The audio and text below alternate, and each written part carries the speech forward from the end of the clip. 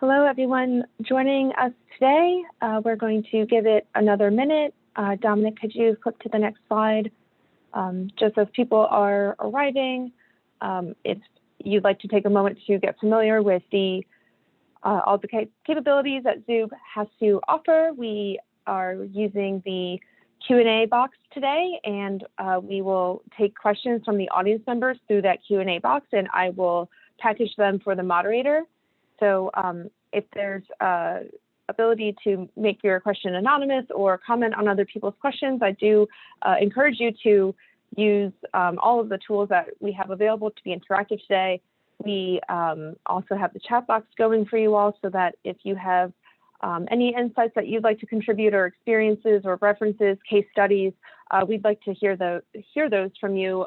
There's knowledge in the room, so please feel free to use the chat box. And then the other point of Zoom that I like to point out to people is that if for any reason you're having trouble with your internet connection or hearing us, please switch to the phone audio, and there's instructions there once you open that dialog box.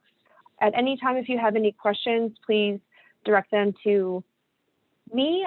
My name is Carrie. Here it's Ask Me Carrie, but I am with the National Association of Regulatory Utility Commissioners, and I will get to our introduction in just a moment.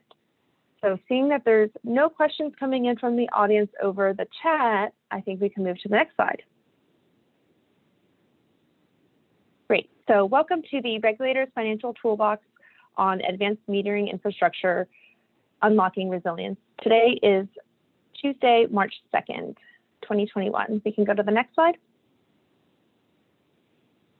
This program is sponsored by the National Association of Regulatory Utility Commissioners Center for Partnerships and Innovation, and CPI thanks the U.S. Department of Energy for today's session. And if you are just joining NAREG for the first time, we have been around for over 100 years, and our members are the state regulatory commissions from all 50 states and other jurisdictions, and the federal commissioners as well. Our members regulate electricity, natural gas, telecommunications, and water. Today, we're mostly focused on electricity, though. We can go to the next slide. The Toolbox series is one part of today. Today is part of one part of the Toolbox series.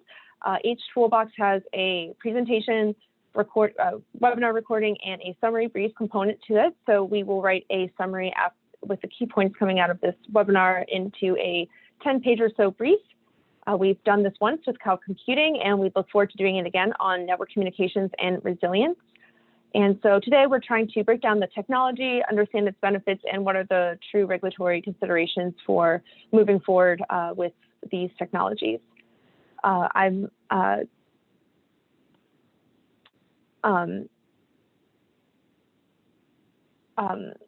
Today's presentations will be available on the website. I'm sorry, I just got a notice that you cannot hear me. So can someone else see if that's true? Okay, Dominic, can you help Commissioner Mathews, please, with that troubleshooting? Okay, and then we can also move to the next slide, though. Thank you. Okay, so today, as I was mentioning, we'll hear a few different perspectives on advanced metering infrastructure and what it means for resilience. We've brought in two folks from Florida Power and Light, one expert from Utilidata, and Josh Ryor from the Connecticut Pura to provide the State Commission staff's perspective, and then Chris Villarreal from Plugged In Strategies. I am going to do a quick tech check with Commissioner Mathews to see if she is able to be seen and heard. Commissioner Mathews? Hi, I did go out and come back in. It seems to work better. Thank you. Perfect. Great. Well, I think that you're up, so perfect timing, and I think you can take the panel away from here. Thank you so much. Okay, thanks. I'm Talina Mathews. I'm with the Kentucky Commission. I've been a commissioner since 2017. I was either staff at the commission or at the energy office for about 15 years prior to that. So I'm a nerd. Today, as you know, we're going to talk about AMI in various states and in various territories and kind of some experiences. And I just wanted to kind of do a brief overview of where we've been in Kentucky. Several of our rural co-ops deployed AMI back when the ERA funding was available for smart grid. Primarily, the benefits as presented to the commission at the time involved fewer meter readers, remote disconnects and reconnects in the large rural expanses that made up their service territories. In fact, it's been so long since those utilities put in an AMI system that some of them are on their way back in to replace them because they have reached the end of their useful life. Some of the challenges that we've seen were, for example, terrain. The hills and hollers of Eastern Kentucky primarily wasn't conducive to some of the systems and some of the methods of collecting the information and communicating. Kind of what we've seen with the co-ops since they came in is, largely what they said were the benefits: remote connects, disconnects, remote meter reading. But they've also implemented prepay in some of the service territories, and that's been facilitated by their AMI meters. That has been beneficial in some of the territories to prevent customers from having to have a large deposit in order to get service, and to be able to kind of control and check their usage. I think in most of the service territories that has implemented the prepay, they've seen a reduction in usage. If you can walk around and figure out which light's causing the meter to run, you'll turn off that light, etc. For IOUs, we've had a little different. We've had a mixed bag. We have one IOU that had meters in both their gas and electric that may have still been inside a home, and they had a key vault. So in order for safety and security and ease of reading the meters, they were successful in receiving their certificate for public convenience and necessity for AMI. We've seen some other utilities that have not been successful in receiving their CPCN. Well, I'm not talking about anything anyone in particular here. I think Chris has got some information later in the presentation on efforts across the country to implement AMI or grid modernization in different jurisdictions. I'll say that in general, the utilities haven't always had a plan to utilize all of the features that are available with this infrastructure. If I had to just give general advice on what, from a commission perspective, a successful application would include, at a minimum, a clear delineation of the goals. What do you plan to do? How is it a benefit? What is the cost? And what is your timeline? Another important factor, which I think might get looked over, is the importance of stakeholder engagement prior to coming in. At least in a couple of our service territories, we've had some significant pushback from customers who didn't want smart meters. They didn't want AMI, various assorted reasons, but and others, we've seen the rollout of meters coinciding with a hot or cold event and increased bills because of increased usage, but the customers really didn't trust that it was the reading. They blamed it on the smart meter or on the AMI system.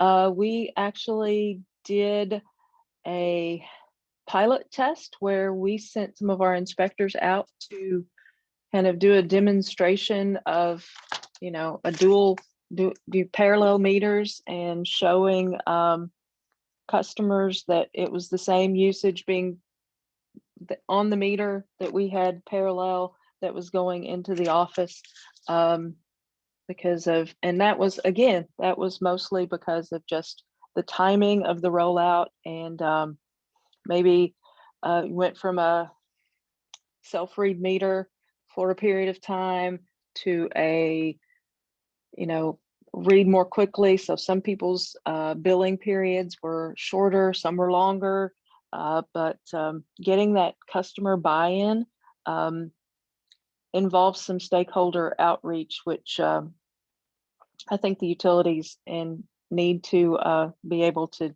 show that they've done that. I think educating the consumers and the commission as to the possibilities of implementing like the full suite of offerings to customers, new rate structures, time of day rates, access to data, security of the data, cost, life expectancy of both the meters and the related communication equipment and software. Make the case for the reliability improvements, the resilience benefits to the system, make the benefits and the cost both as realistic as possible.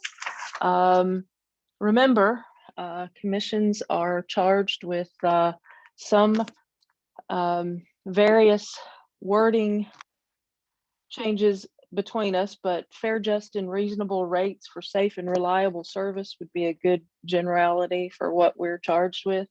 There's a lot of upward pressure on rates from replacing of aging infrastructure, environmental upgrades, and so forth. So when we're making a decision, we need to look at how it can help both the customers and the utility, whether it be prepay, as was done in some of the cooperative territories, outage notification, outage information to the utility, maybe part of a larger smart grid or grid modernization effort to maybe shorten or avoid some outages, helping customers control their usage and making sure that you let the commission, that the utility lets the commission know exactly how that's going to happen. It can help if it helps utilities shave the peak and reduces their cost, then, by all means, bring that to the case. Again, I think the experts on the panel can give you a bigger overview of what's happened with some other jurisdictions and some other utilities. So without further ado, and without further talking from me, I'd like to introduce Denis and Michael from Florida Power and Light, and let them do a brief introduction and start with some remarks, and then we'll come back with some questions and answers. Reminder that to submit your question under the Q&A function, not under the chat. Thank you. Denis? Thank you, Commissioner Mathews, and good afternoon, everyone. My name is Denis Reynolds. I'm the Senior Director at Florida Power and Light for Revenue Management and Smart Meter Operations. So I have responsibilities for the end-to-end meter-to-cash processes, so from smart meter data collection, through billing, through payments, credit collections, revenue recovery, revenue protection functions. And in a previous life, I was responsible for our smart meter or AMI deployment activities. So today, along with Mike Jarro, who's our Vice President of Distribution Operations at FPL, we wanted to share our experience in leveraging our smart meter technology deployment to build an intelligent and a reliable smart grid. Next slide. You can go into the next slide. So for those that are not familiar with Florida Power and Light, we're rapidly approaching a century of bringing very safe, highly reliable, low-cost service and innovative solutions to our customers. Over 5.1 million customers who reside in a service territory of approximately 27,000 square miles, covering most of the coastal Florida peninsula with over 75,000 miles of power lines. Next slide. So our journey to the smart grid efforts as we know them today started over a decade ago with our smart meter deployment project. And that actually started well over a decade before we had started to conduct a number of technology trials to evaluate pros and cons of different available solutions, power line carrier, fixed network, radio frequency meshes, and to run through some use cases to test out what some of our operational areas we're looking to get out of a solution. And that was really important for us on this journey. Our initial use case, our initial business case for deploying smart meter network was crafted around billing, credit, and collections, eliminating estimated bills, providing customers greater visibility into their usage, remote connect and disconnect capabilities and that. But the big goal, and what was different from our viewpoints of this in the past, was really around building a strategic platform, a smart infrastructure that we could get and more fully leverage beyond billing, beyond credit and collections. We absolutely had to get the blocking and tackling right. You know, that was table stakes. But we were also looking for an opportunity of how we could make an investment that we could extend by adding additional sensors and equipment into the network, retrieve more data from meters than simply meter readings and consumption, elements like voltage, outage, restoration events, potential issue flags, service status interrogations. So between 2009 and 2013, we embarked on an effort to roll out 4.7 million two-way smart meters to our residential and small business customers. Built out a communication canopy over the top of our service territory of about 10,000 at the time network devices, and integrated that back into our back office meter data management systems. So that was our mass deployment. We've come back after that over the subsequent couple of years to fill in the remaining customer segments like commercial, industrial customers as that capability, as the metering became available. So we virtually have all of our 5.1 million customers now have smart meters. You can go to the next slide. So the benefits for us from a customer service perspective were very transformative. Exceptionally high and accurate billing read rates that customers could trust. With those high daily read rates in the same range, we could use that in a very high extent to avoid estimated bills, enabled us to couple that with other data like outage and restoration data to refine our billing for extraordinary events like a storm or hurricane. Being able to provide more usage data with greater granularity, you know, hourly and daily versus simply by the month to our customers and to our representatives who work with the customers. And to do that, we built an online customer energy dashboard and other tools, and to be able to provide our customers more insight into how they can manage their use, where they were using, and being able to manage their bills a little bit more effectively.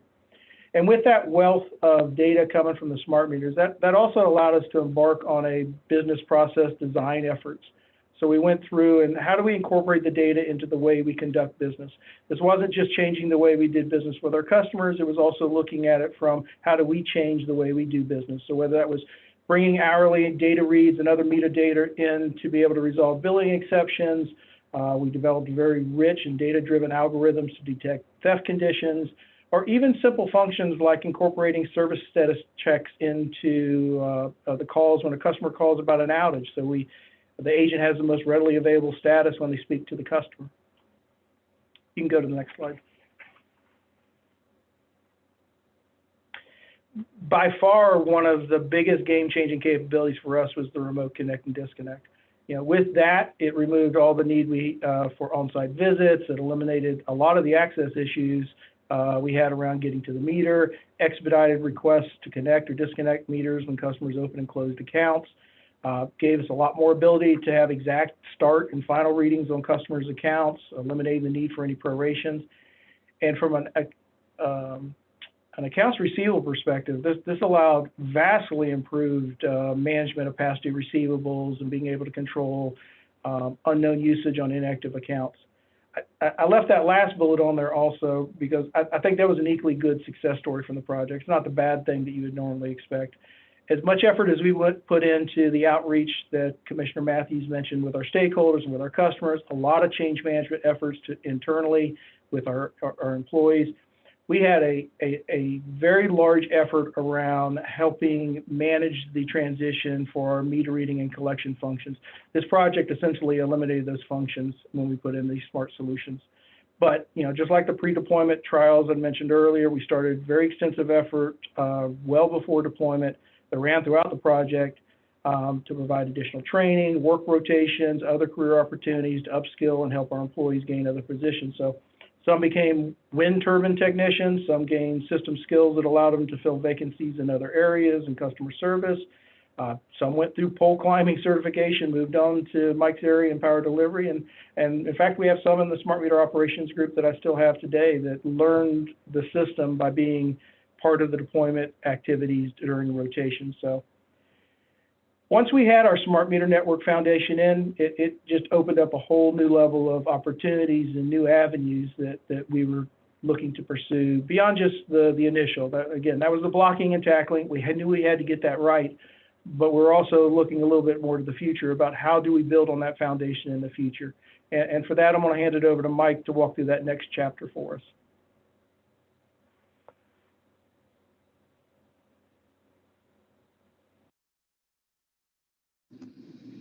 Sorry, everyone can hear me now? All right, so good afternoon, everyone. As Denis mentioned, my name is Michael Jarro. I'm the Vice President of Distribution Operations for Florida Power and Light. I work in the Power Delivery Business Unit, which essentially handles all the assets between the power plants and the meters that Denis talked about, the reliability, restoration, construction of new service within kind of that spectrum. And although we had a solid foundation of remote data and control in our substation transmission system for many years, truly the investment in smart meters through Energy Florida and other sensor devices on our distribution grid is what has enabled a new level of situational awareness and data analytics capabilities that I'm going to talk to you about. It has enabled us to really have a truly integrated grid, which we call our smart grid. Next slide, please. So with essentially the first, which was the implementation or installation of smart meters, as Denis alluded to, we've been on a continuous journey deploying the latest technologies and sensors depicted on this slide. So in addition to the 5 million smart meters in our fleet, we also have installed over several years over 150,000 intelligent devices. And these devices provide us more data at the edge of our grid and truly a clear view of the health of our system. An example of which is we've installed automated smart devices, which resolve grid interruptions and also can reroute power automatically. And these devices alone have saved about 1.3 million FPL customer interruptions per year. In addition, we've deployed smart sensors, which have enabled real-time predictive equipment analytics and diagnostics. And certainly can't forget the smart meters, as I've already mentioned, but these truly provide us the heartbeat of the service that we provide to our customers. They send power down and restore messages indicating the customer is in or out of service. And that's something that many years ago, prior to the installation of the meters, obviously, I think many other utilities required a phone call. So that has enabled certainly more cost-efficient and swifter power restoration, not only day-to-day with our afternoon storms, but also during major storm events that unfortunately we are challenged with each and every year. Next slide, please. So all these tools enable or ensure situational intelligence and reduce time to action, enabling a more flexible mobile workforce. These devices have enabled FPL to move a lot of the work from unplanned, really when the lights go out, or restoration efforts, to more of a planned cadence. And an example of that is through leveraging advanced algorithms, we can now detect grid disturbances and respond to customer outages, proactively making repairs without customers experiencing an outage at all, doing it proactively and again, as a planned type of work versus an unplanned type of work. And in fact, we did this over 20,000 times in 2020, which obviously this is truly changing the paradigm in the industry by getting in front of a system failure. Next slide, please. So at FPL, again, we pride ourselves on continuous improvement and are certainly very proud and what we've been able to improve from a reliability perspective, we've been able to improve the reliability of the service we provide by over 40% since 2006, a lot of which was driven by the investment in AMI, and we certainly are not done, as highlighted by this slide. We continue to turn the wheel on developing predictive algorithms. We've really deeply delved into other technologies like drones and image recognitions. And again, we continue to transform our energy grid into a more resilient, intelligent, and seamless integrated system. So again, thanks for the invitation. Denis and I are certainly excited to get to the Q&A and answer any questions, get into more details about what we've covered. Thank you.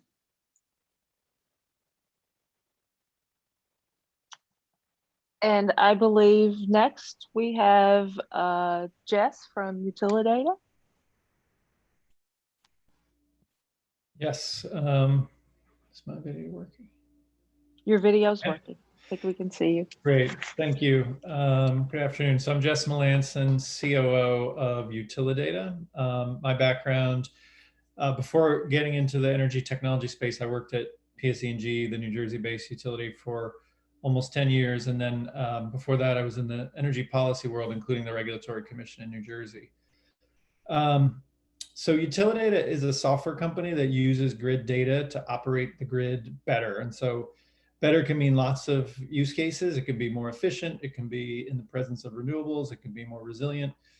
But in all those use cases, our platform pulls in data off the distribution grid, ideally in real time, and makes better operational decisions using that data. And so data from the edge, from smart meters, is particularly useful to what we do, right? In large part because that's where the action on the grid is gravitating toward. It's where EVs are plugging in and solar is showing up, and where flexible demand can be tapped into. And so AMI is a really important source of data for us. And we actually build software that sits on smart meters as well. So that can help us process and find the right data points and send just the valuable information back up to our platform. So AMI can be hugely valuable if it's deployed and used correctly. And in our experience, more often than not, it is not deployed and used correctly, or at least to the greatest extent that it could be. And so that's what we wanted to share our perspective on today. Next slide. So when we think about an AMI approval, and again, we're on the grid operational side, we think 3 really clear capabilities should be required by regulators. So especially with such a big investment. So one is real-time visibility to the edge of the system, which is really important as we plan and operate the grid. Second, to be able to use that data in grid operations to optimize the grid better and run it smarter. And then third, to be able to detect anomalies that could be a cyber intrusion or a pre-outage condition, as Florida Power and Light was just talking about. So those seem hard to argue with, right? If I'm going to make a massive, sometimes billion-dollar investment, we should get those capabilities. And that means using the data in operations, not just for offline analytics. And so, it's great to see Denis and Michael presenting together. We've had implementations where we're trying to use AMI data for operations, where the AMI team will be introduced to the distribution operations team in our kickoff meeting. And that's not an exaggeration. So it's not always integrated, and oftentimes these things are in silos. Next slide, please. So if you invest in these capabilities that I just described, you can drive a bunch of benefits. And I think it's a little bit of a false dichotomy between customer benefits and grid benefits, because running the grid better should accrue to customers. So, a lot of this we've demonstrated with our own platform. You can drive, through voltage optimization and other means, meaningful energy savings, peak demand reduction. You can increase hosting capacity by running the grid smarter, using that edge data. We talked about fault identification and prediction, and as Florida Power and Light was talking about, preventative, so you don't experience the outage at all.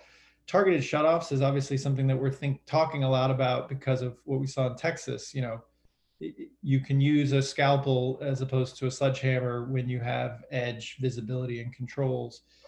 And then open data is a pretty common proceeding across states. So AMI is a hugely important source of data, but again, it really matters what the data is and the time scale in which you get it. So again, one of the things we do is voltage optimization. Yes, meters capture voltage information, but that data could be 2 or 3 days old, sitting in a data lake, and it was, it's every single voltage reading for a 15-minute snapshot. Or you could have an application that sits on the meter and tells you in real time what is the most important voltage data point that's happening on the system. Those are both versions of voltage data, but in operations, they're very, very different, and they drive different impacts. So getting into a conversation about what data you're actually capturing upfront is really important. So most of what it takes to make these benefits happen that we think is a missing piece of a lot of AMI rollouts is the software. AMI is a huge investment in hardware, back office, comms, but very often the filings have no detail on the software that's going to use the data and that's going to drive the benefits. And so, that's sort of like buying an iPhone 11 and a 5G network and not having an operating system on the phone. It doesn't make any sense, and you're not going to get the value out of the investment. Next slide, please. So why aren't we getting these benefits in AMI filing? So one thing is that the benefit cost analysis is necessary and important, but it's not totally sufficient to unlock all the benefits, right? So BCAs are inherently backward looking because you have to be able to defend, and as Commissioner Mathews said, I need to quantify and be realistic about my benefits. But that can't be at the expense of planning for future benefits as well. So penciling out a 1.1 BCA is not the same thing as concluding this is a really good investment of limited ratepayer or customer dollars, or this is the best value I can get out of this investment.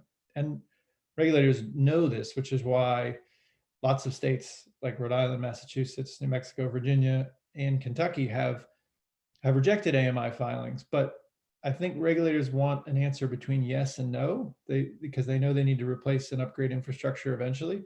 They would like the ability to say yes, but we want you to do these additional things. Second, usually we'll figure out these other benefits later doesn't work, in part because there's a bunch of technical decisions you make about what meters you buy, what software you use on the meters, what communications network you've invested in that are going to impact whether or not you can execute future use cases. So it's important to think about the future of how you'll use meters at the beginning. And then the sort of regulatory leverage is passed once the infrastructure is improved. There is a tendency to move on to the next investment and just sort of execute that based on the BCA alone. And then the last thing is, in our view, utilities are not consistently surveying the market for all the solutions that are possible. And by extension, regulators aren't seeing all the potential benefits that are possible. They just have the utilities proposal. I know Josh is speaking later. That's why we thought the Connecticut process was really good, because before their largest utility made an AMI proposal, the commission said, we'd like the market to help submit their views of how this data and this investment could be used. And we, eagerly provided our comments because it's our expertise, and we thought that was a really good process, and I think it's going to lead to a better AMI investment. Next slide. So how can you get more and kind of drive a good AMI investment? So we think requiring a benefits implementation plan of the utility is a really useful step. And because this industry doesn't have enough acronyms, we've shortened this to a BIP. So New York did this. They said, they asked their utilities to submit, in addition to the traditional BCA, a plan that for how they're going to implement both the quantified and unquantified benefits, because utilities will list these future benefits, but they don't necessarily have a plan around how they're going to achieve them, including schedules and budgets. And so that sparked a really useful conversation. It did turn out that a lot of these future benefits were 5 or 10 years away. And now we're having a useful conversation around, we think that that's too long. right? We think you can get started earlier on some of these things, but without the plan, we wouldn't really have that discussion. So we think that kind of a benefit implementation plan is a really useful step to have an informed discussion about, as Commissioner Mathews and Michael and Denis outlined, there's a bunch of other benefits that aren't in the BCA. So let's talk about how we're going to achieve those. Second, we think the software should be procured separately and in parallel with the meters. And there's a few reasons for that. And by the software, I mean the operational tools you intend to use to get the value out of the data. One is that AMI deployments take a long time. They take 3, 4, 5 years. In the world of software, that is a lifetime. And so if you say, I'm going to start once I've got the system in place, you lose a lot of time. You can, in parallel, use the data you have, start talking with vendors about what is possible, and really hit the ground running when AMI started and drive a lot more benefits. Also, those purchasing decisions can inform each other. Knowing the software you might use with the data and the AMI procurement are useful to do in parallel. And then third, you might end up buying your software from someone who's not a meter company. We and a lot of other companies specialize in software. We don't make meters that last 20 years. You just get a wider range of options from the market if you approach it that way. Will this cost money? Will this procuring operational software cost money? Sure, it will. And I know there's a lot of cost sensitivity in these proposals, but again, software is by far the cheapest part of an AMI rollout, and AMI proposals have all kinds of other spending about change management and system integration and IT and communications plans. So, our view is not how can you spend 10 million or something like that a year on software. It's how could you make such a big investment in infrastructure and not buy the software that's going to utilize it. So we think, again, this kind of procurement is really important. And then finally, ongoing regulatory oversight and evolving performance standards, I think, is really important. The grid is changing fast. Again, technology is changing fast. In 2021, we can't expect to know all the benefits that we're going to be able to get from this investment in 5 years or 10 years. But it doesn't mean we should freeze our expectations in 2021. We should have an ongoing process where we continue to revisit the investment and understand how we can get more value out of it, much like was the previous presentation described. We do this in the world of energy efficiency. We don't come up with an energy efficiency portfolio and revisit it a decade later.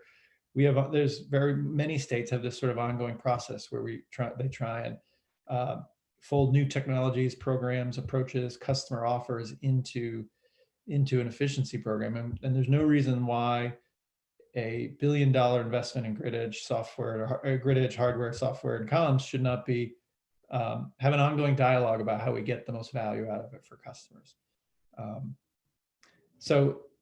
Next slide. So at a high level, this is about using your data, trying to break down the silos between different grid mod proposals, and trying to maximize the value of these investments, not just make sure they're cost beneficial at the moment they were proposed. And so it does require proactive regulation and going beyond just evaluating what was proposed in an AMI proposal, like New York and Connecticut have done.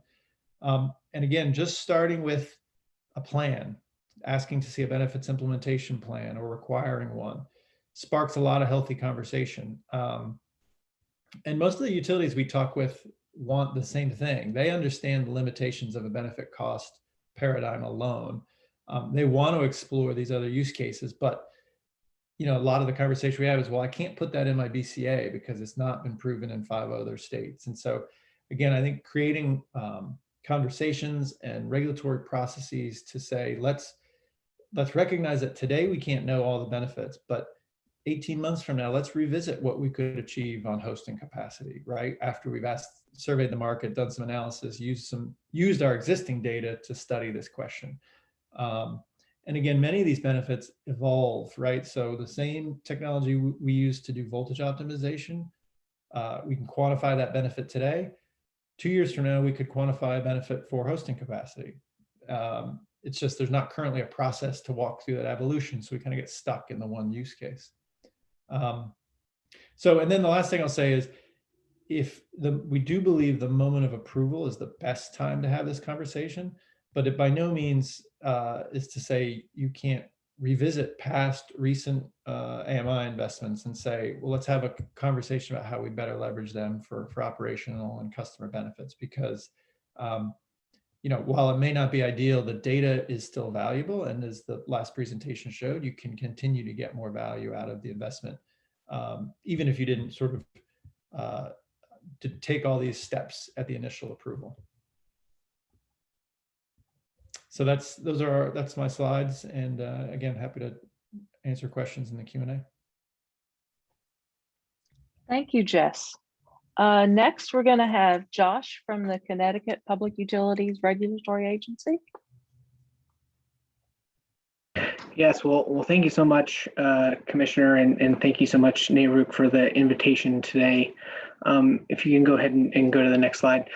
My name is Josh Ryor. I'm the Director of Utility Programs and Initiatives at the Connecticut Public Utilities Regulatory Authority.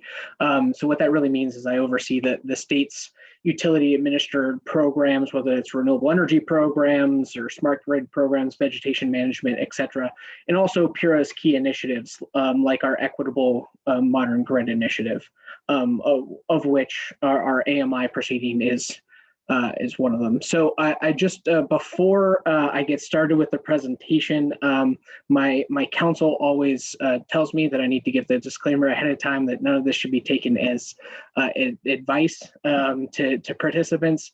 And I do also have to point out that we are still in the middle of this proceeding. So by no means have we issued a decision. I just really want to give everyone some context. We'll provide the Connecticut context and how we're thinking through our AMI proceeding, and really how the objectives that we're trying to achieve with the Equitable Modern Grid Initiative and the context we see across the nation really informed the process that we developed, and hopefully, fingers crossed, will lead to the best possible outcome for the statewide deployment of AMI in Connecticut.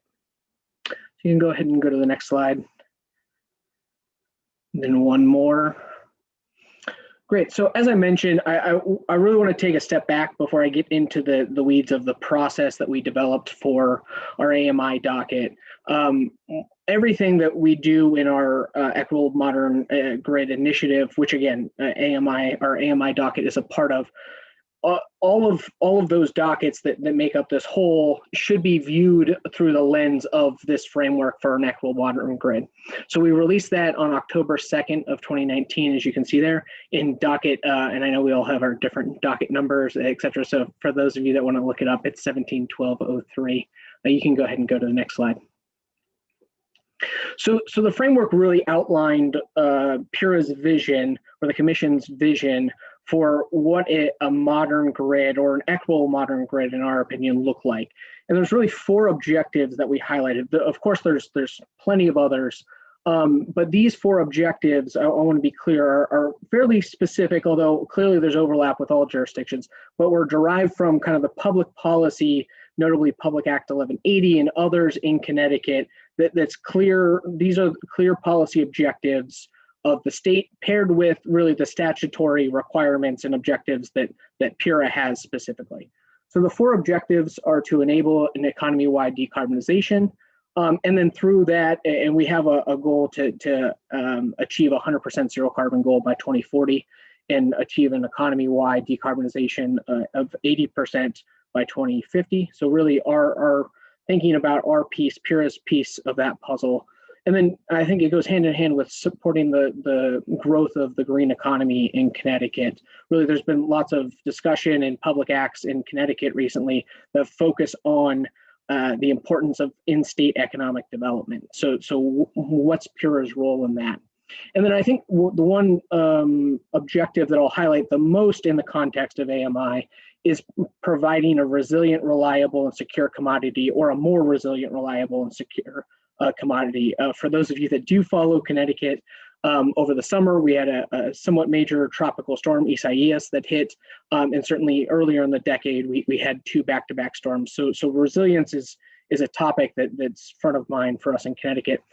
And then lastly, one of the objectives of this framework is to advance energy affordability. And I think it's just really important to note there that we're talking about affordability, not necessarily saying that rates will go down necessarily, but how can we give customers the tools to understand their energy consumption and what the cost drivers are so that they can have more control over affordability and other initiatives. But I think that's the key insight in relation to AMI here. If you could go to the next slide, please. Great. So in our framework for an equitable modern grid, we outlined those 4 objectives, pointed to the public policy objectives in our own statutory objectives up front. But then we also identified a series of actually 11 topics to help further those 4 goals immediately. And many of those topics were, a few of those topics, I should say, were energy affordability, electric vehicles, electric storage, interconnection standards, and kind of a regulatory sandbox pilot program approach. And the second of those, so I just listed 5. So those were 5 of the first 6. The last one was our AMI or docket. And in our framework for an equitable modern grid, we had this opportunity statement that said, smart meters can cost effectively provide additional value to electric customers if implemented strategically. And everyone before me talked much more eloquently about that than I can or will today. So I'll leave that there. But I think an important point that we haven't necessarily dived into too much so far is also the role of AMI in achieving some of these other public policy goals and objectives of Connecticut that we mentioned, or at least I mentioned in the previous slide. Around DERs, zero emission vehicles, solar PV, electric storage, and heat pumps, to name a few. And an important thing, again, that we haven't really talked about much today, and I know really isn't the topic as much for discussion today, but is the importance of not only backend systems and software like Utilidata, but other billing system and data management systems that are important to integrating and achieving the promise of the AMI benefits and public policy related benefits that AMI can provide. So these were the 3 topics or bullet points that were included in the opportunity statement that we provided. And then if you can go to the next slide. An important benefit that we see that wasn't explicitly called out in that framework, but I think especially after the tropical storm, singular, over the summer is really the need for a greater resilience and how AMI can help with that. So I'm sure most of the people on the webinar today are familiar with the term nested outage. I'm just going to give a quick example of what we experienced in Connecticut. So over the summer during tropical storm Isaias, there's a town fire and police station that lost service.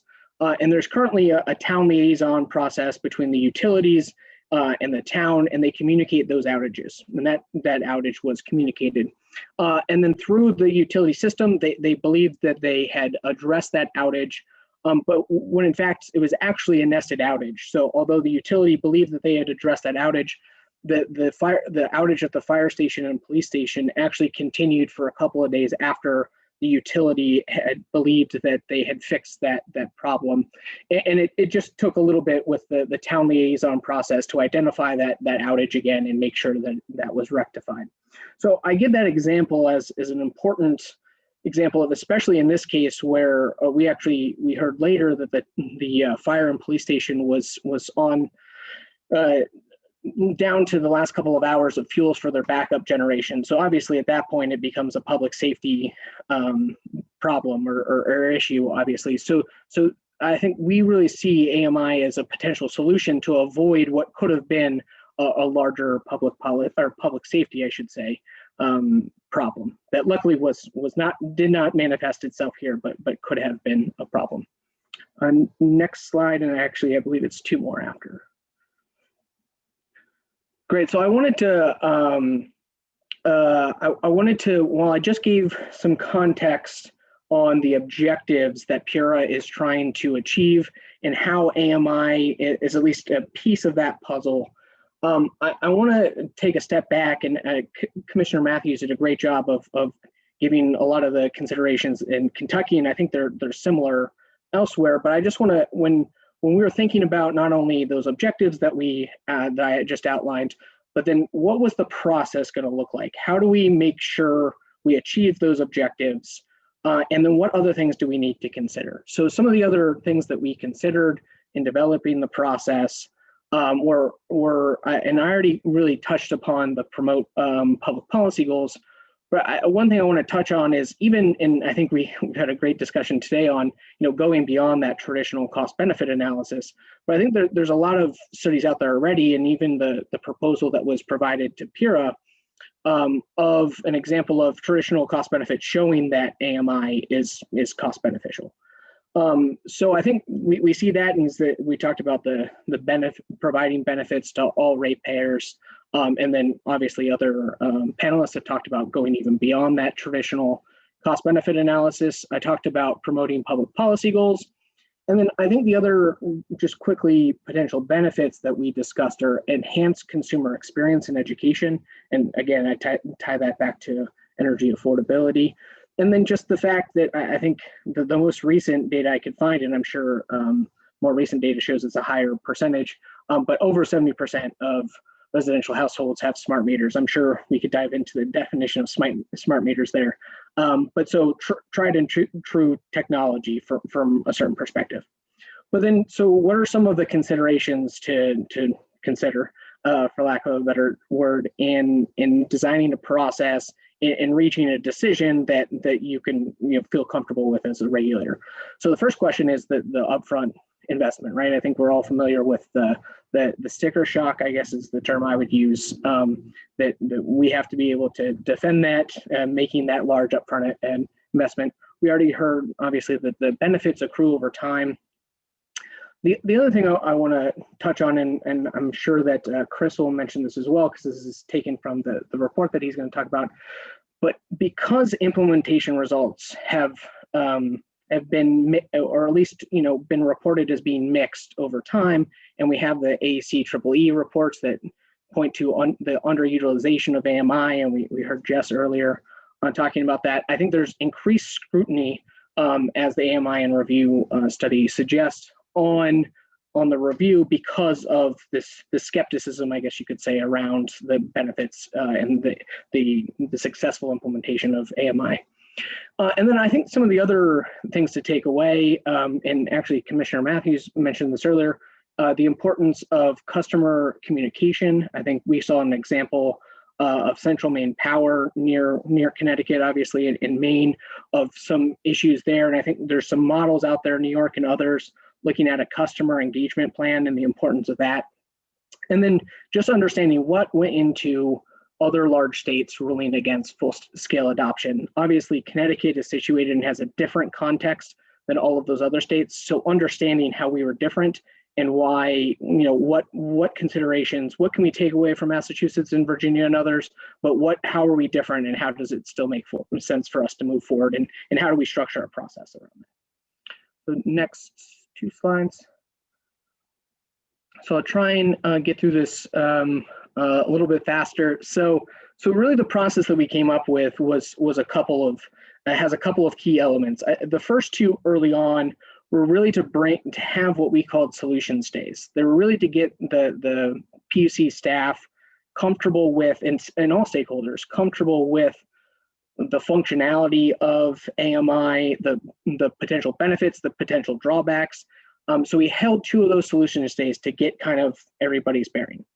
And then in the middle of last year, what we did is we took all of that information and we essentially made an RFP, or what we called a request for AMI business and implementation plans. So that included a detailed business plan, detailed implementation plan, a detailed customer engagement plan, a detailed approach to addressing data privacy and cybersecurity, and then a timeline. Well, a lot of the things that Commissioner Mathews mentioned in her opening statement. So if you can go to the next slide. we received those proposals, and it's not on the slide, but we received those proposals actually almost simultaneously with Tropical Storm Isaias hitting. And then since that time, we've really been trying to supplement the information that was provided in those proposals. And I think it's key, and I appreciate Jess's call out earlier, is key in that RFP was that it was open to not just the utilities, but everyone to provide information.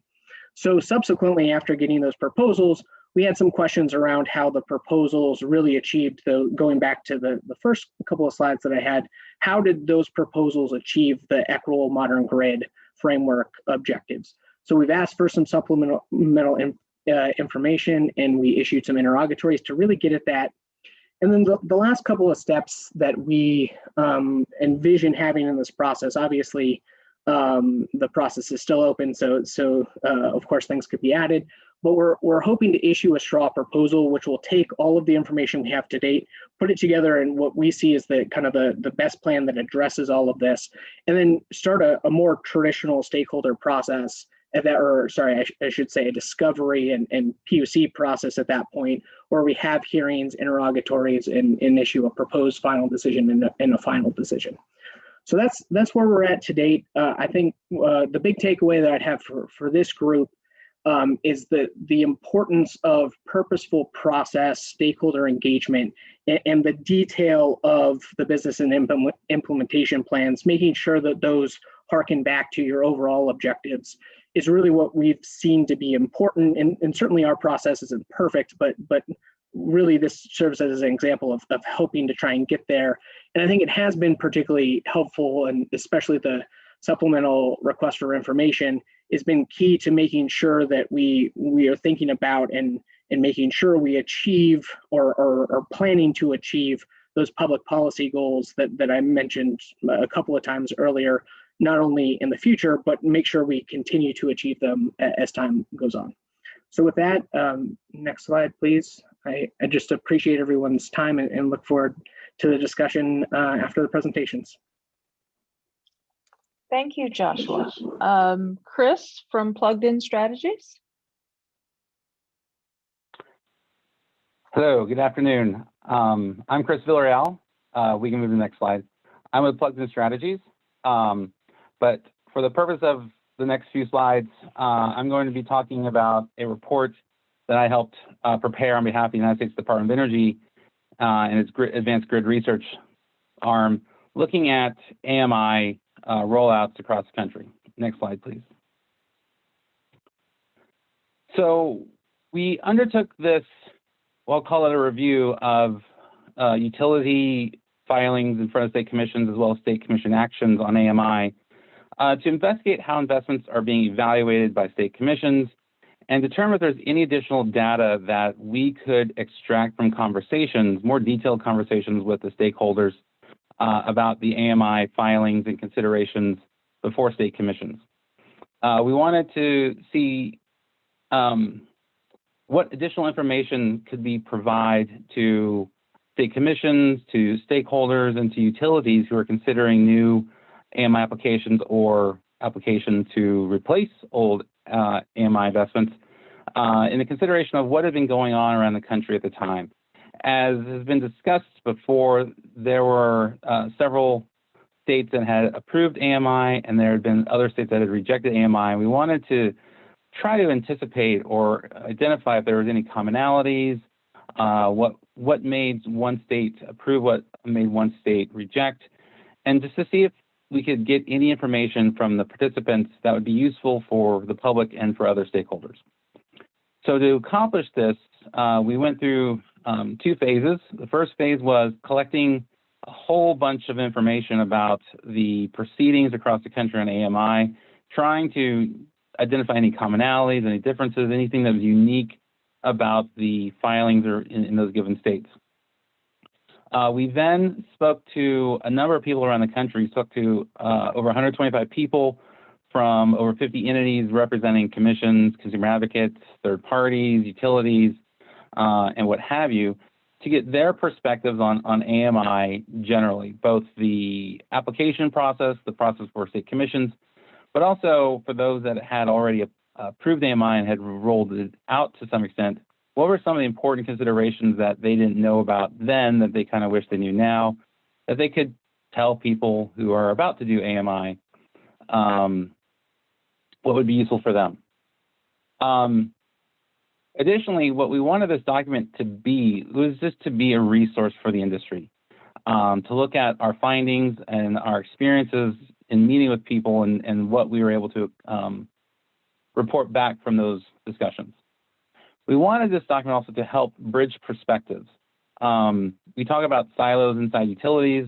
There are silos inside lots of different groups.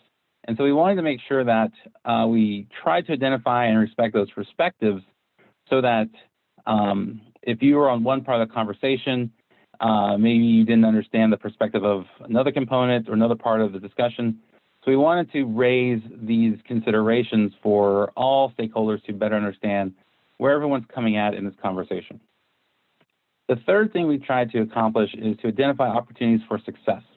So by putting this document out, we are hoping that going forward, regulators, stakeholders, and utilities can learn from the experiences of other utilities and other commissions around the country to craft, I'll say better, this is probably not the right word, better applications so that stakeholders and commissions can ask questions that try to get more at the details of the proposal so that more information is available as part of the record and to state commissions.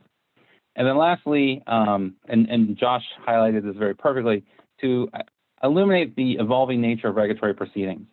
And I think we'll get this in a slide or two, but the way AMI has progressed over time from being just a replacement for a meter to something more detailed, more involved, and more foundational to the evolution of the distribution system, changes the way the utilities and commissions have begun to review these filings.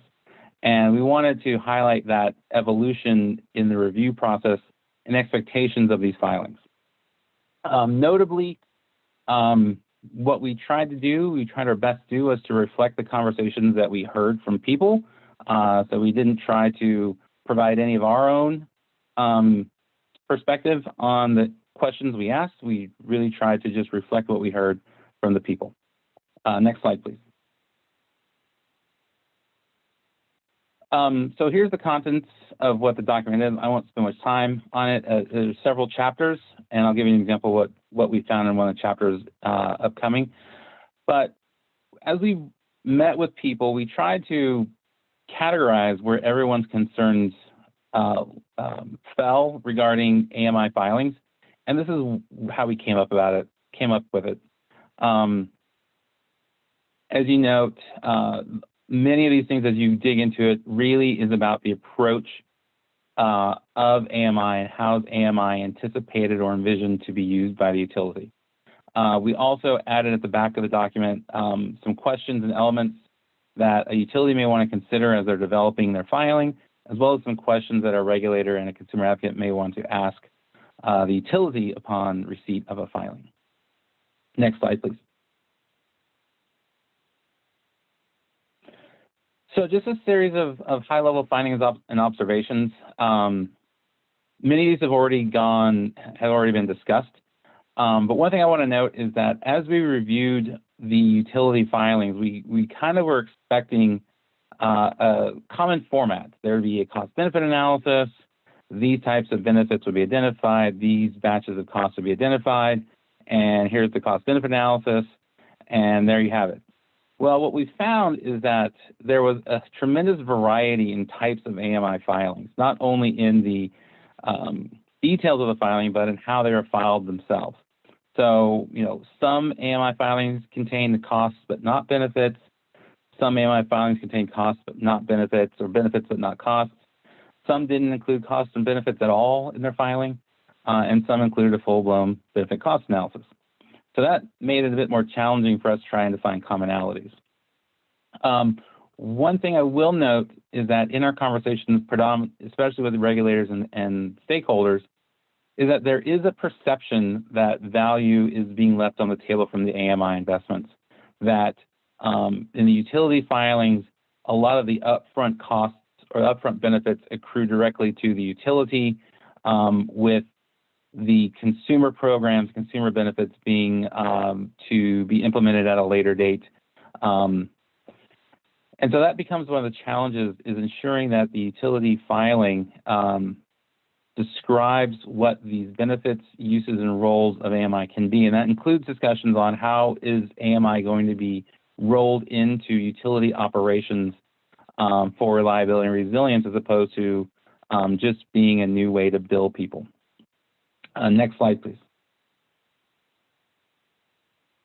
So this is just the takeaway slide for one of the sections. This is the approach, which I think is the most relevant to our conversation here.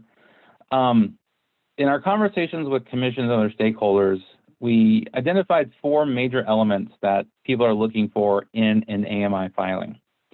And several of these we've already heard from. One is they're expecting a clear vision for what AMI is going to be used for over time. So not just what are they going to be used for up front, but what is the role of AMI and what's the vision for that utility for AMI going into the future. The second element they're looking for is putting the customer at the forefront of the filing. So making sure that there's a direct connection to the consumer in utilizing and leveraging the benefits of the AMI investment. The third thing is ensuring there's sufficient detail to support the record. One thing is I think we all in this conversation understand is that commissions can only act upon things that are filed in the record. So utilities or stakeholders that make assumptions or generic statements about what's happened in other places without evidence, commissions don't tend to utilize that non-record evidence or weight it very heavily towards the benefits when we need more evidence and more details into the record to support the statements of benefit. And then the last thing that we heard is that commissions and stakeholders looking for more explicit commitments and acceptance of risk by the utility. So that includes things like committing to implementing certain customer programs or implementing certain operational benefits more quickly than may have otherwise been anticipated by the utility, or ensuring that utilities follow through on promises to implement certain programs for the consumer. We put a quote here that we heard from one of the utilities, which is a full grid modernization proposal can be scary. And one of the things that we learned, especially when we're talking to the utilities, is the need for buy-in across the utility, not just inside the AMI group of people, but across the utility all the way from the top down and from the bottom up. Next slide, please. So in thinking about what might a AMI application look like going forward, a main question is going to be what impact will AMI have on the customer experience? And as Josh noted, a lot of that goes into what the commissions themselves are going to start asking or already asking the utility in their AMI filing. As we had our conversations, we came to the conclusion that AMI is a bit of an early predictor or early indicator of the changing nature of the regulatory review process. Because these investments are substantial, because these benefits can be substantial to the consumer, ensuring that the consumer does, at the end of the day, benefit from it in the face of growing distributed energy resources, aging infrastructure that need to replace that. These large investments are no longer just going to be allowed with little review, that there's going to be greater expectations for the utilities to follow through on these benefits and program development. As a result of that, we're also seeing the commission changing as they're gathering more knowledge about technical details that they may not have had in the past. And lastly, collaboration is becoming an essential component to ensure that stakeholders and commission staff are aware of the technology and aware of the plans in advance, so that the record doesn't necessarily have to get burdened with more basic information. So you can try to educate stakeholders in advance of a filing, so that proactive and productive conversation can be held in the filing, and not slow down the process. And as we heard from one of the commissions that we talked to, which struck a chord with us as we heard it, a bad proposal for a good technology is still a bad proposal. And so while that's a fine line to walk, it's still the recognition that the homework must be done by the utilities when they file their applications. Next slide. And here's the link where you can find it. And I look forward to your questions, and thank you again for having me.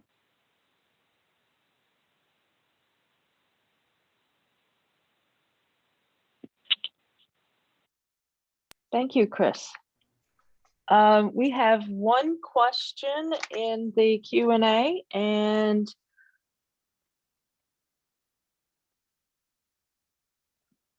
hold on. Okay, we have one question in the Q&A.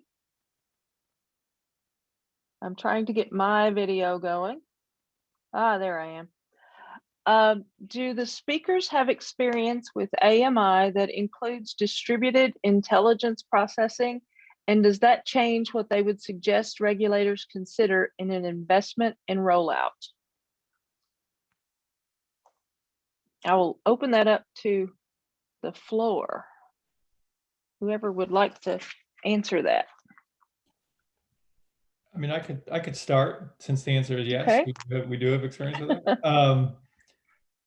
So yeah, I mean, distributed intelligence is a really important component of a fully leveraged AMI investment. So as I said at the beginning, our company has probably built more third-party applications that sit on the smart meter than anybody but the meter companies themselves. And so that's a version of distributed intelligence, basically software that can sit on the meter or another distributed asset, process data, derive insights, and then share it somewhere. And so part of why that's so important is that one, it addresses bandwidth considerations. These meters capture tons of information. It becomes very expensive to send all that back somewhere, and it's also unnecessary to send all it back somewhere. So distributed intelligence is really important just from a data management perspective.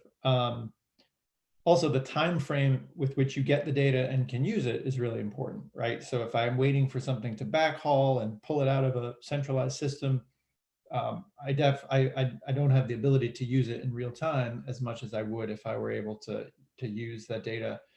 Again, the insights coming right off of the distributed asset. And then another important feature of distributed intelligence is that you do want to be able to isolate, maybe even microgrid certain sections of the distribution system. And so to the extent that you can have smart assets that have awareness, can talk to each other, can understand what is happening on the system, it can promote that those kinds of use cases. So it's really important, but I do think there's a risk of getting lost in the marketing of distributed intelligence, because it's only valuable if it's being used. It's only valuable if it's being operationalized, and a distributed app needs to talk to something, right? Usually it needs to feed information back to a system that is also intelligent and is also using that kind of a data. So it's really important, but I think, again, it's a tough challenge for commissioners because they have to get relatively technical, and they're experts who obviously can help them. But, saying I'm going to buy a bunch of distributed intelligence apps and isn't this going to be amazing? Maybe, right? Those can be useful, but you have to have a plan. And this goes back to the idea of developing comprehensive plans and then tying that investment to real benefits. And you can do that, especially if you, kind of have an ongoing dialogue about how you leverage the investment over time. So yeah, it's super important. It's a core to our platform and how we think the future grid is going to run. But it's important to really tie it into a well-integrated plan and not just say, well, I'm making distributed intelligence investments, so therefore this was smart.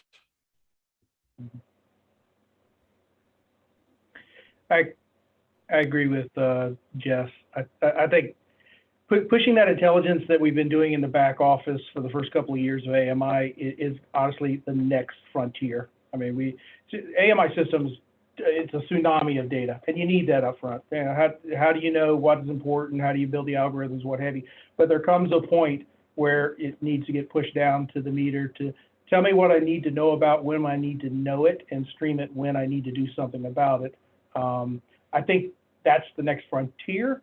I think the ideas as a concept is a little ahead of the reality right now. I mean, there's a lot of hardware that people can sell. It's a staple in a lot of solutions right now. You know, but what's trailing behind that is what Jess was mentioning. You know, the capability to be able to turn that into something that's actionable, that's intelligent, that you can work with. Deploying metal doesn't make anything smart. You know, and so being able to have those types of applications and build outs behind that to turn that into something that's useful both for the company and for the customer. I think it's getting there, but I think the hardware is a little ahead of the concept of how do you turn this into intelligence. Thank you. I need to do one thing that I didn't do, and someone was nice enough to just text me and tell me to do it. I needed to put that disclaimer back when my video and audio wasn't working and I just started talking. I speak only for myself, not for the Kentucky Public Service Commission. I was not intending to speak to any specific case that has been or will be before the commission. There, get that out of the way. Now I have questions. Denis and Mike, did FP&L work with the commission prior to the filing, or have any stakeholder groups come together prior to the filing? And how long was that process of filing to an answer, or was that something that was statute driven? Either of you can answer that. So our AMI business case was not a regulatory filing. It was a business case that we pursued internally. You know, certainly we kept the commission apprised and aware of, you know, what we were planning to do, folded into the next rate case. So it wasn't done in a vacuum, but it wasn't done as a requirement to do that. It wasn't something we went and filed. It was a business case that went through our normal process of how we invest in our business. Okay. Josh, have you seen any, you talked about some good examples, and I think maybe your Connecticut experience is very broad. Have you seen a good stakeholder involvement prior to coming in for a case? Yeah, that's a great question. I think that was the intention of the solutions days. Okay. I think that we, you know, AMI has been something that kind of has a back and forth history in Connecticut. So certainly we've had proceedings and filings that predate the docket that I was speaking to. So there's some traditional history there. So I think the purpose of those solutions days were not only to have that engagement ahead of time, but also to give people an update on where AMI and the benefits are. Okay, thank you.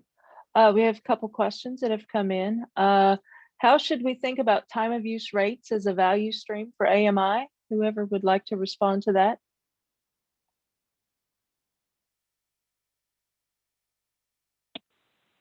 I guess I'll take that. So in the context of the development of our report, alternative rate designs often show up as a benefit in the AMI business case due to the nature of wanting to tie rates closer to actual costs. And by having a smart meter in place, they are now able to do the interval billing that they would not otherwise have been able to under either an analog system or even in some AMR cases. So in most cases, doing a TOU rate is viewed as a benefit.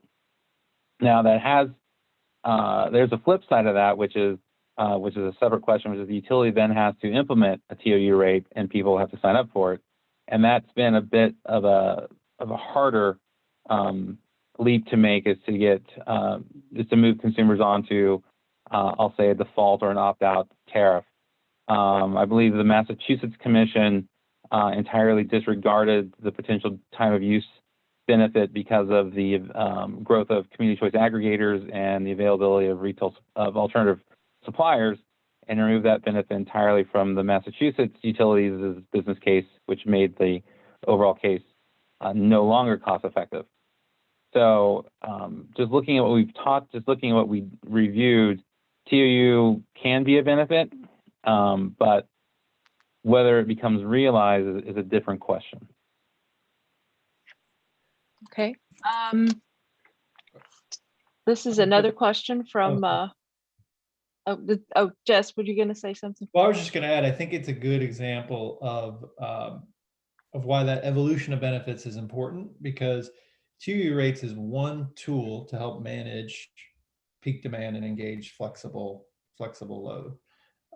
It's not the only tool, and over time, different tools can present themselves and opportunities can present themselves. There's a lot of companies, the smart thermostat companies and aggregators like OhmConnect are coming up with really sophisticated techniques to engage flexible demand that are outside of the TOU rate construct. So sometimes what we see is, again, this incredible focus on the third decimal point of my TOU rate benefit. You know, will 12.5% of people sign up, or will it be 14? And oftentimes they're fairly aggressive assumptions.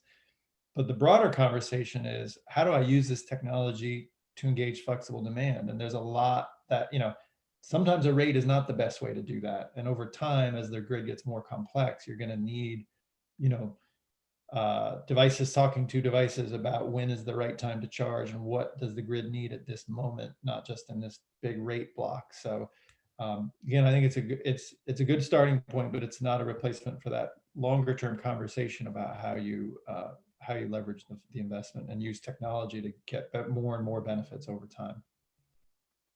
Okay, well, I have a kind of a follow-up for you, Jess.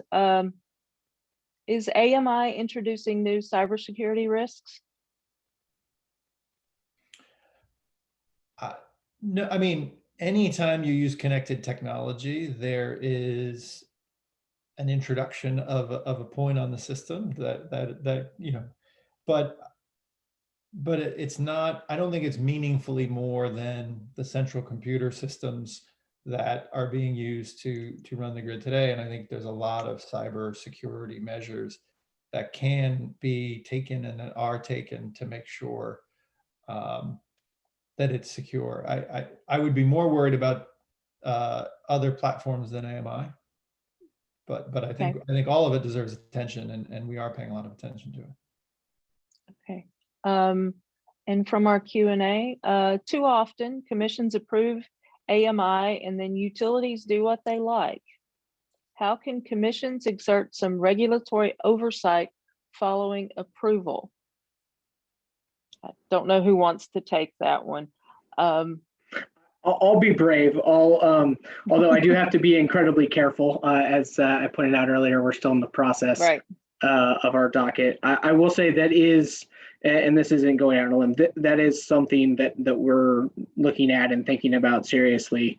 I think it really goes into the business implementation plan that we asked for, and looking at how those benefits are accrued and realized over time, and what, you know, where do we position ourselves to make sure we can, when ratepayers ask us in 3-4 years, okay, what did we get for our $500 million plus, we can say this is what we got and this is how we're making sure we got that. So I think that's part of the conversation for us. And I would say I think it is an interesting, I think there's other types of, just mentioned earlier, efficiency programs. There's clean energy programs that have kind of review processes involved. So that is an interesting model to think about. I will say that in one of our cases that is long past, the certificate was given and the utility was required in the next rate case to demonstrate that the benefits they said would accrued. So that was kind of how that was dealt with. I have another question for you, Jess. How many jurisdictions have allowed companies such as yours to participate? In the regulatory proceeding? Yes. Well, so we've participated formally in a handful of the current ongoing AMI discussions. So Connecticut, New Jersey, where they're, New York, where they have these really big pending approvals. I don't know that it's so much that we would be allowed. I mean, we petition for participation like any other stakeholder. I do think there has been a limited number of entities that are taking the time to get engaged. I mean, one of the things that we see that is somewhat alarming is a lot of the innovative clean energy companies have somewhat given up on AMI. They've built their business model around not having access to good data or not getting a lot of value out of these grid edge investments. And so we do think that's a problem. But we are seeing as I mentioned, we're seeing pretty lively debates about this, which is good. And we're seeing a lot of stakeholder participation. So, and this is just a brief follow-up. When you say you participated, you meant full-on intervention, file testimony, ask interrogatories? Yeah. Okay. And maybe others have done a public comment or letters into the record and so forth, because as we heard from Chris, well, I think it was Chris, maybe it was Josh, maybe it was both. Commissions make decisions based on the record in front of them. And we always like more information as opposed to less.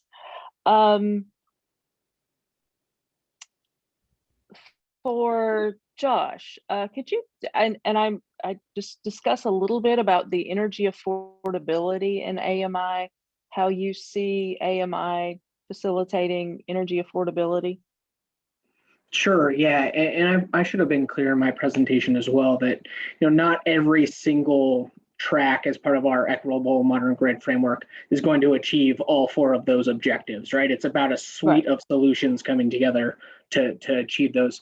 But I think, at least in my mind, it gets to that. I think it was the 3rd bullet in one of my slides. I'm sure everyone memorized them, but was the customer engagement and education portion, right? Understanding, enabling and empowering customers to understand better their bills, what's driving their bills. And then, and obviously AMI and the data there is just one piece of that, right? We have to talk about bill design there, software, that might be able to provide additional insights to customers for that. So it's potentially not the full solution there, but I do think it's a really important piece to be able to empower customers to understand and take control of their bill. We have a few minutes. Chris, could you give us a little bit of the preview of those questions or categories of questions that regulators could ask utilities about AMI? I know it's in your presentation, it's in the back, I've read it, but could you give everybody a preview? Sure. Overview, so, yeah. So the questions that are in the back of the filing encourage commissions to ask things like, how does AMI integrate with other systems like a customer information system or an advanced distribution management system, and how will the data be used across the utilities? Provide a timeline for achieving customer benefits in the near term, midterm, and long term, including a time frame for additional capital investments that might be needed to enable those benefits. If the AMI is replacing an analog or AMR meter, what's the remaining useful life of those meters? So it's a combination of technology questions as well as just more basic financial accounting questions. As we had our conversations, consumer advocates and commissions would, those are the type of questions they'd ask, because if the old meters had not fully depreciated, then consumers are carrying old meters and new meters at the same time through their rates. So they wanted to make sure that those carrying costs were done appropriately, and then the depreciation schedules and the useful lives were then reasonable. Let's see. No more questions from there, so I get to continue to talk. does Florida Power and Light or any of the utilities that you work with, Jess, or anyone in Connecticut have prepaid meters as part of their AMI?